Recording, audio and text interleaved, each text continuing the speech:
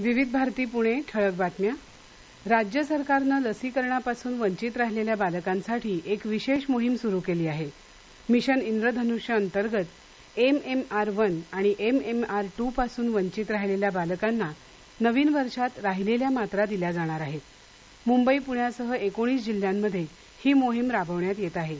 मजूर, कामगार यांचं स्थलांतरण तसंच काही समुदायात लसीकरणाला असलेला विरोध, मध्यंतरी राष्ट्रीय आरोग्य अभियानातील कर्मचाऱ्यांचं आंदोलन यामुळे लसीकरणाला फटका बसला. आता ते उद्दिष्ट पूर्ण करण्यासाठी जानेवारी महिन्यात या मोहिमेचा पुढील टप्पा राबवला जाणार असल्याची माहिती सहाय्यक आरोग्य संचालक डॉक्टर प्रवीण वेदपाठक यांनी दिली आहे.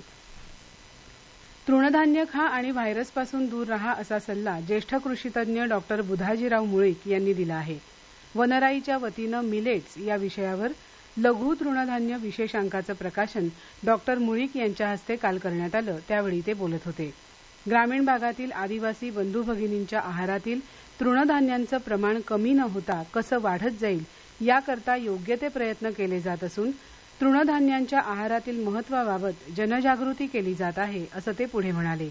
एकूणच वैश्विक अन्न व्यवस्था अतिशय संवेदनशील आणि अशाश्वत बनली असून भविष्याच्या दृष्टीनं ही अत्यंत चिंताजनक बाब आहे, असं वनराई संस्थेचे अध्यक्ष रवींद्र धारिया याप्रसंगी बोलताना म्हणाले.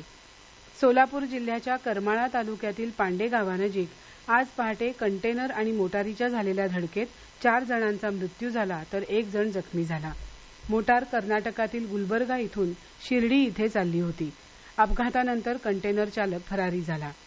महेश सेवा संघ समितीच्या वतीनं पुण्यात काल झालेल्या ज्ञाती माहेश्वरी फुटबॉल लीग स्पर्धेत MJM ग्लॅडिएटर्स संघ विजेता ठरला. निहार जवळच्या 2 गोलांच्या जोरांवर MJM ग्लॅडिएटर्स संघानं मालपाणी पॅन्थर्स संघाला पराभूत करत विजेतेपद पटकावलं. या होत्या आतापर्यंतच्या ठळक बातम्या.